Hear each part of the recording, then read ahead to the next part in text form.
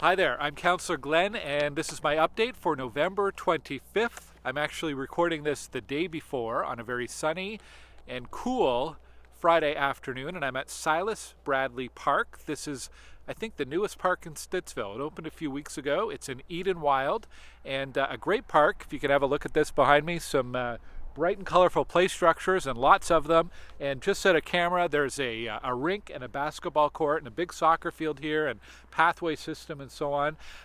We've had some questions about the rink over there. We're waiting for a electrical hookup from Hydro Ottawa before it can operate as a skating rink for safety reasons during the evening and so on. Hopefully that will happen soon, and then we can get it opened up. And if you'd like to volunteer to help out at this rink at Silas Bradley Park or any of the other rinks around the community, please message me. You can email me or send me a message over social media. We need some more volunteers to help out at a number of the rinks in our community. All of the outdoor rinks in Stittsville and across Ottawa are run 100% by volunteers. So thanks for your help with that. Lots going on over the past week in Stittsville and beyond. Here in Stittsville, we had a minor fire on Snowy Owl over in the Amberwood community. Thankfully, everyone got out okay and no major damage. And just east of here, near Fernbank Shea, a plane had an emergency landing in a farmer's field, just a small plane. Everybody was okay. The plane landed safely, but pretty unusual circumstance there. Before I get into some of the other updates, though, I wanted to make sure we mark that November 25th is the International Day for the Elimination of Violence Against Women.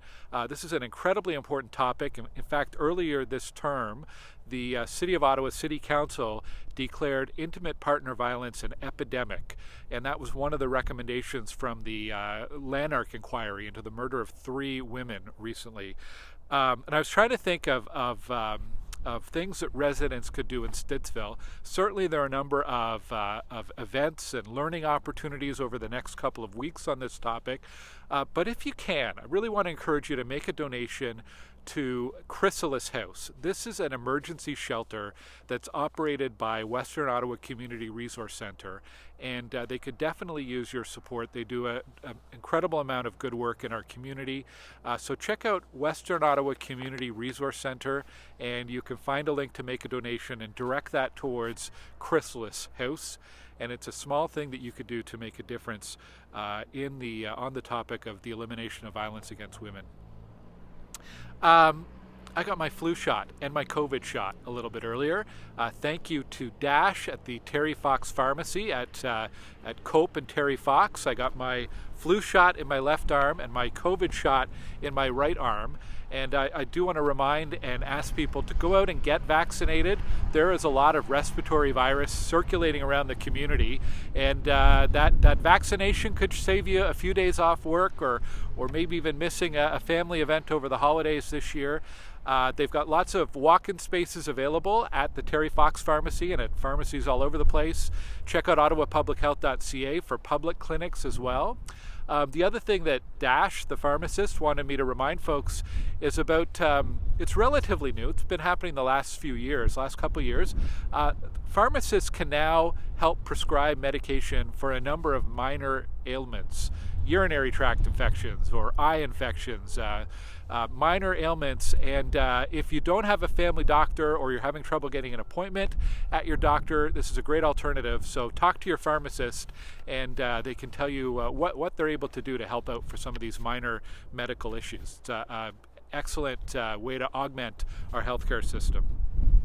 My camera I'm worried it's going to fall over here in the wind. It's a very windy day. Let's see.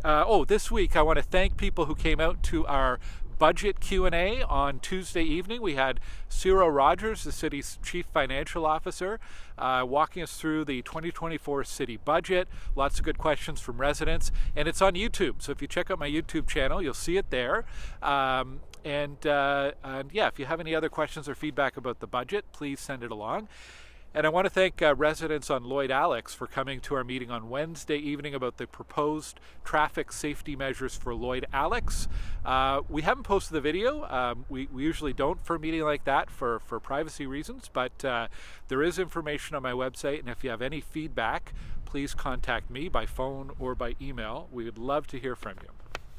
At City Hall, I'm not on Environment Committee, but they reviewed a number of things, the city budget, but also some of our future waste diversion strategy, and they made a decision to accelerate a review into alternatives to landfills. So I know a number of you have been asking what the city is doing to look into incineration or waste to energy. There are a lot of different technologies out there.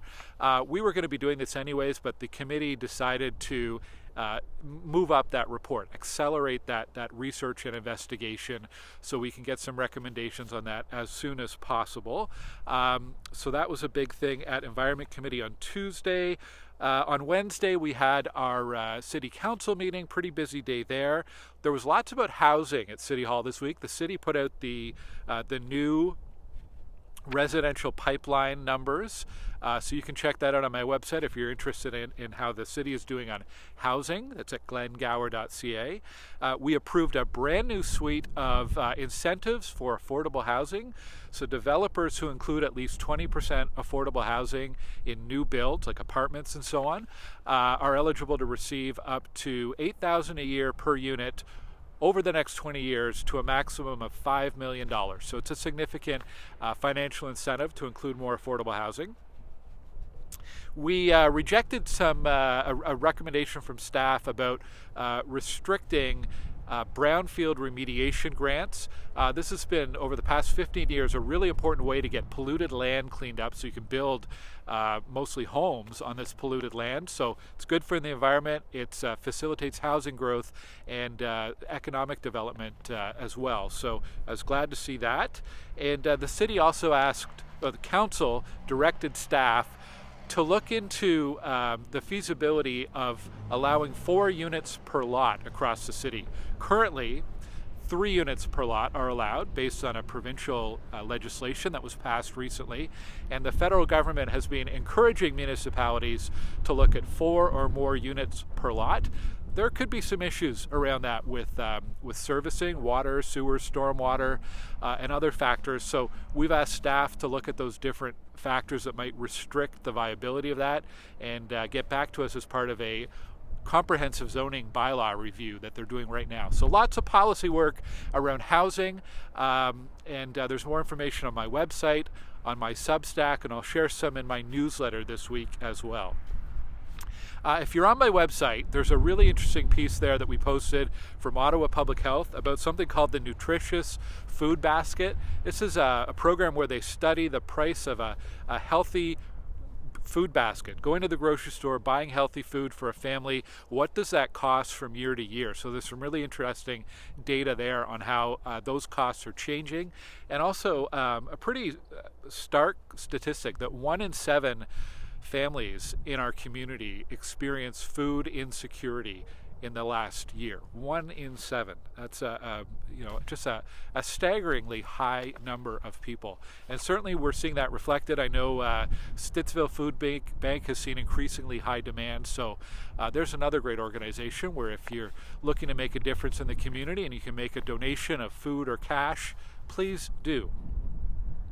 Looking ahead, so Saturday the 25th, that's today. That would be the day of the Canada Santa Claus Parade around the Hazeldean Mall in the Glen Cairn neighborhood.